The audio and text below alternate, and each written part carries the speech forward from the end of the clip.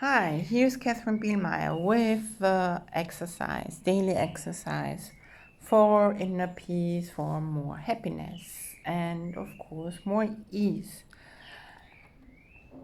If I defend myself, I'm attacked. And remember, you don't need to believe all that what you're reading or doing or exercising. You just do it and you will find a big difference while you do it. You will come back to your true source, your true inner being. So for sure, keep on doing the exercise. And especially when you feel challenged or you are totally into the drama world of the ego films, then please do it. So, if I defend myself, I'm attacked. That's true. Who would defend himself unless he thought he were attacked? That the attack were real and that his own defense could save himself. And herein lies the folly of defense. It gives illusions full reality and then attempts to handle them as real.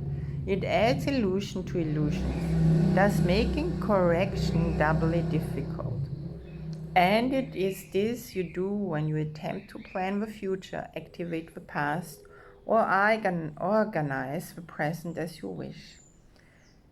You operate from the belief you must protect yourself from what is happening because it must contain what threatens you. No, not what treats you, but what threatens you. That's a good joke. A sense of threat is an acknowledgement of an inherent weakness, a belief that there is danger which has power to call on you to make appropriate defense. The world is based on this insane belief and all its structure, all its faults and doubts, its penalties and heavy armaments, its legal definitions and its codes, its ethics and its leaders and its gods, all serve but to preserve its sense of threat. For no one walks the world in armature, but must have terror striking at his heart or in his base. Defense is frightening. It seems from fear, increasing fear as each defense is made. You think it offers safety, yet it speaks for fear made real and terror justified. Is it not strange you do not pause to ask as you elaborate your plans and make your armor thicker and your locks more tight, what you defend and how and against what?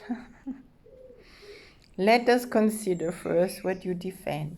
It must be something that is very weak and easily assaulted. It must be something made easy prey, unable to protect itself and needing your defense. What but the body has such vital that constant care and watchful, deep concern are needful on protect its little life? What but the body falters and must fail to serve the Son of God as worthy host? Yet it is not the body that can fear, nor be a thing of fear. It has no needs but those which you assign to it. It needs to complicate its structure of defense. No health-inducing medicine, no care, and no concern at all. Defend its life or give it gifts to make it beautiful or walls to make it safe. And you but say your home is open to the thieves of time, corruptedly and crumbling, so unsafe it must be guarded with your very life. Is not this picture fearful? Can you be at peace with such a concept of your home? Yet what endowed the body with the right to serve you does accept your own belief. It is your mind which gave the body all the functions that you see in it and set its value far beyond a little pile and dust and water. Who would make defense of something that he recognized as his? The body is in need of no defense. This cannot be too often emphasized. It will be strong and healthy if the mind does not abuse it by assigning it to roles it cannot fill, to purpose beyond its scope, and to exalted aims which it cannot accomplish. Such attempts, ridiculous yet deeply cherished, are the sources for the many made attacks you make upon it, for it seems to fail your hopes, your needs, your value, and your dreams. The self that needs protection is not real. The body, valueless and hardly worth the least defense, need merely be perceived as quiet apart from you, and it becomes a healthy, serviceable instrument through which the mind can operate until its usefulness is over. Who would want to keep it when its usefulness is done? Defend the body, and you have attacked your mind. For you have seen it in the faults, the weakness, the limits, and the lacks from which you think the body must be saved. You will not see the mind as separate from bodily conditions, and you will impose upon the body all the pain that comes from the conception of the mind as limited and fragile and apart from other minds and separate from its source. These are the thoughts in need of healing, and the body will respond with health when they have been corrected and replaced with truth. This is the body's only real defense. Yet, is this where you look for its defense? You offer it protection of a kind from which it gains no benefit at all, but merely adds to your distress of mind. You do not heal, but merely take away the hope of healing, for you fail to see where hope must lie if it be meaningful. A healed mind does not plan. It carries out the plans that it receives through listening to wisdom what is not its own. It waits until it has been told what should be done, and then proceeds to do it. It does not depend upon itself for anything, except its ability to fulfill the plans assigned to it.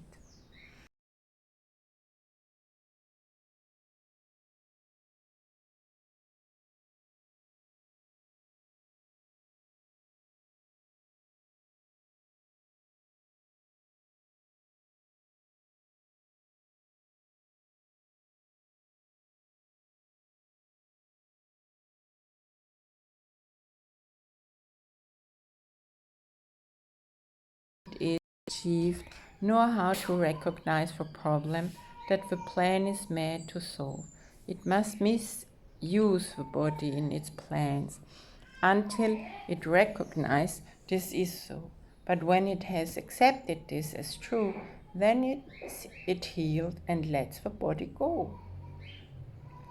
Enslavement of the body to the plans the unhealed mind sets up to save itself must make the body sick.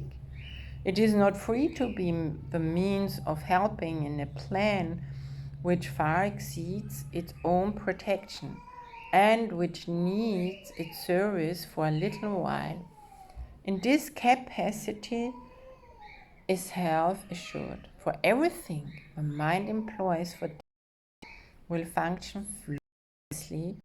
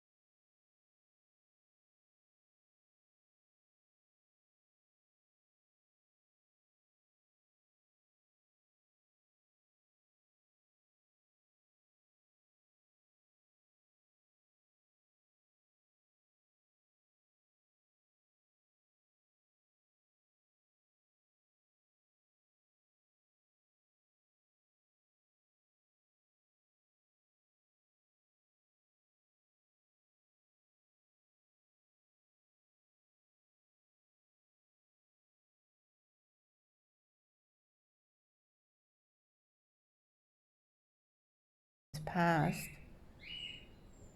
present, and to come and are gently planned. One only purpose is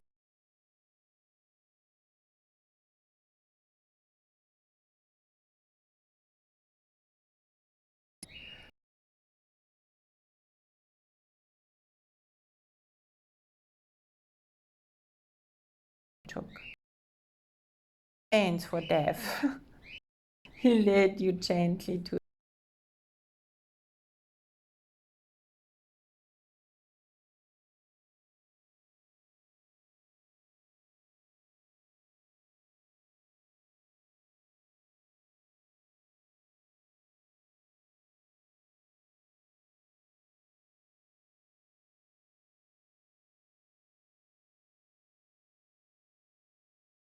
present, trust, direct the future, and this life becomes a meaningful encounter with the truth that only your defenses would conceal.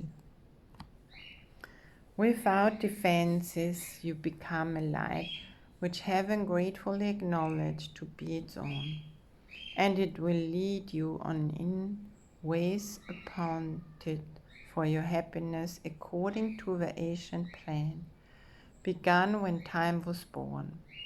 Your followers will join their light with yours, and it will be increased until the world is lightened up with joy. And gladly will our brothers lay aside their cumbersome defenses, which revealed them nothing and could only terrify. We will anticipate the time today with present confidence, for this is part of what was planned for us. We will be sure that everything we need is given us for our accomplishment of this today. We make no plans for how it will be done, but realize that our defenselessness is all that is required for the truth to dawn upon our minds with certainty. So, for 15 minutes, twice today, we rest from senseless complaining and from every thought that blocks the truth from entering our minds. Today we will receive instead of plan, that we may give instead of organize. And we are given truly as we say. If I defend myself, I am attacked. But in defenselessness, I will be strong and I will learn what my defenses hide. Nothing but that. If there are plans to make, you will be told of them. They may not be the plans you thought were needed, nor indeed the answers to the problems which you thought confronted you. But they are answers to another kind of questions, which remains unanswered yet in need of answering until the answer comes to you at last. All your defenses have been aimed at not receiving what you will receive today, and in the light and joy of simple trust, you will but wonder why you ever thought that you must be defended from release. Heaven asks nothing. If it is hell that makes extravagant demands for sacrifice. You give up nothing in these times today when undefended you present yourself to your Creator as you really are. He has remembered you. Today we will remember Him. For this in Easter time in your salvation, and you rise again from what was seeming death and hopelessness. Now is the light of hope reborn in you, for now you come without defense to learn the part for you within the plan of God. What little plans or magical beliefs can still have value when you have received your function from the voice for God Himself. Try not to shape this day as you believe would benefit you most, for you cannot conceive of all the happiness that comes to you without your planning. Learn today, and all the world will take this giant stride and celebrate your Easter time with you.